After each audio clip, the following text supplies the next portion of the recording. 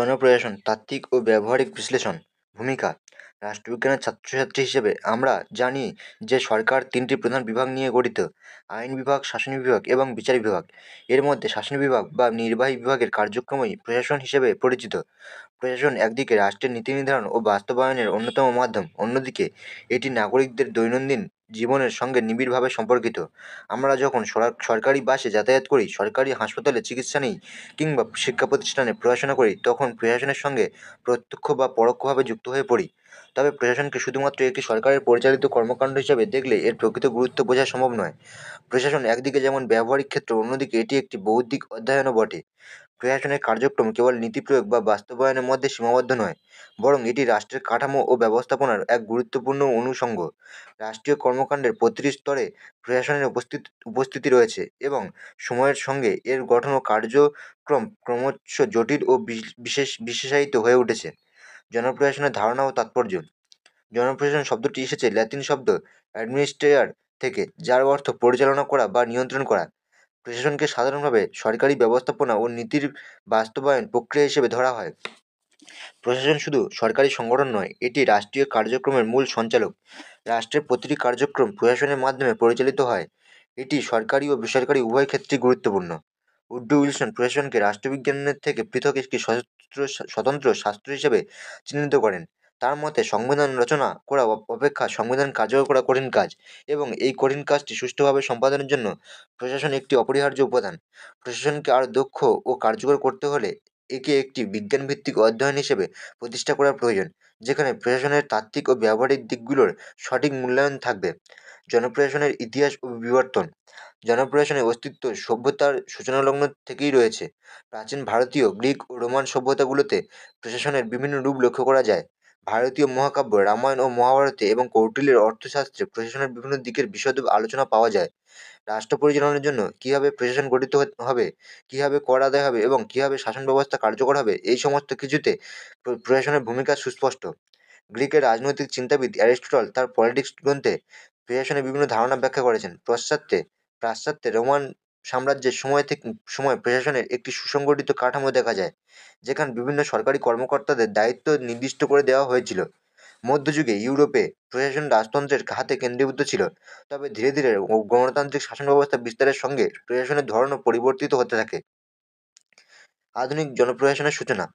আধুনিক জনপ্রশাসনের সূচনা ঘটে 1887 সালে উড্রো উইলসনের দ্য স্টাডি অফ অ্যাডমিনিস্ট্রেশন প্রবন্ধের মাধ্যমে।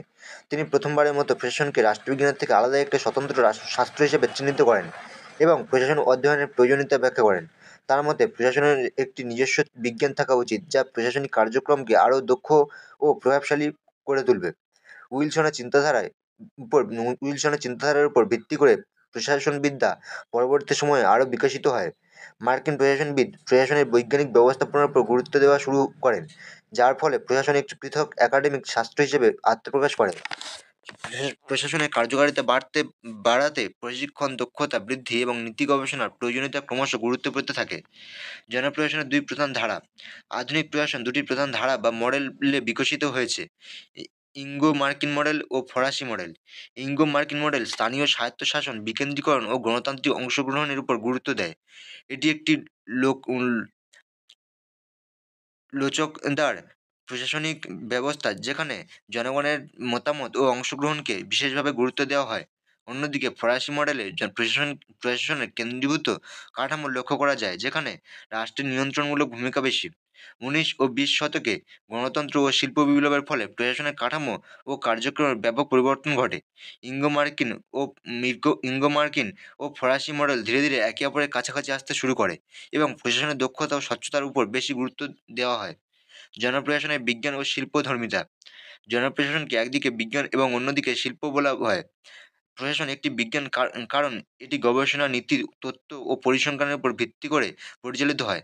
আবার এটি একটি শিল্প কারণ প্রশাসনের কার্যক্রম পরিচালনার জন্য সৃজনশীলতা ও কৌশলের প্রয়োজন হয়। বিজ্ঞান হিসেবে জনপ্রশাসন নীতি নির্ধারণ, সিদ্ধান্ত গ্রহণ ও সমস্যা সমাধানের কাঠামো গঠন করে, এবং শিল্প হিসেবে এটি বাস্তব জীবনে প্রয়োগ করা হয়। উন্নয়নশীল রাষ্ট্রে জনপ্রশাসনের গুরুত্ব। উন্নয়নশীল দেশগুলোর জন্য প্রশাসন অত্যন্ত গুরুত্বপূর্ণ, কারণ এইসব দেশে সরকার জনগণের কল্যাণে ব্যাপক ভূমিকা পালন করে। অর্থনৈতিক উন্নয়ন, দারিদ্র্য বিমোচন, শিক্ষা ও স্বাস্থ্যসেবার উন্নয়ন, আইন শৃঙ্খলা রক্ষা ইত্যাদির ক্ষেত্রে প্রশাসনের ভূমিকা অপরিসীম। প্রশাসনের দক্ষতা ও কার্যকারিতা বৃদ্ধির জন্য প্রযুক্তির ব্যবহার, জনসম্পৃক্ততা বৃদ্ধি এবং প্রশাসনের জবাবদিহিতা নিশ্চিত করা আবশ্যক। উন্নয়নশীল দেশে প্রশাসনকে আরও স্বচ্ছ ও গণমুখী করতে হলে দুর্নীতির হ্রাস, ক্ষমতার বিকেন্দ্রীকরণ এবং জনকল্যাণমূলক নীতি বাস্তবায়ন প্রয়োজন। জনপ্রশাসনের চ্যালেঞ্জ ও সমাধান। সময়ের সঙ্গে জনপ্রশাসন নানা চ্যালেঞ্জের সম্মুখীন হয়েছে। দুর্নীতি, আমলাতান্ত্রিক জটিলতা, প্রযুক্তিগত সীমাবদ্ধতা এবং স্বচ্ছতার অভাব প্রশাসনের কার্যকারিতাকে ব্যাহত করে। প্রশাসনকে আরও জনমুখী ও কার্যকর করতে হলে এই চ্যালেঞ্জগুলো মোকাবিলার উপায় বের করতে হবে।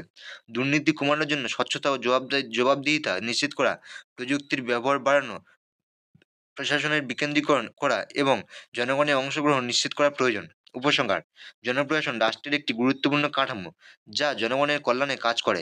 এটি শুধু নীতি নির্ধারণ ও বাস্তবায়নের মাধ্যমে নয়, বরং রাষ্ট্রের কার্যকারিতার মূল স্তম্ভ। উড্রো উইলসনের ভাবনা অনুসারে প্রশাসনকে আরও বিজ্ঞানভিত্তিক, দক্ষ ও গণমুখী করা প্রয়োজন। আধুনিক রাষ্ট্র ব্যবস্থায় প্রশাসনের ভূমিকা আরও জটিল হয়ে উঠেছে এবং এটি শুধুমাত্র সরকারি নীতির বাস্তবায়ন নয়, বরং একটি সমন্বিত ও বিকশিত রাষ্ট্র যা জনগণের উন্নয়ন ও কল্যাণ নিশ্চিত করে।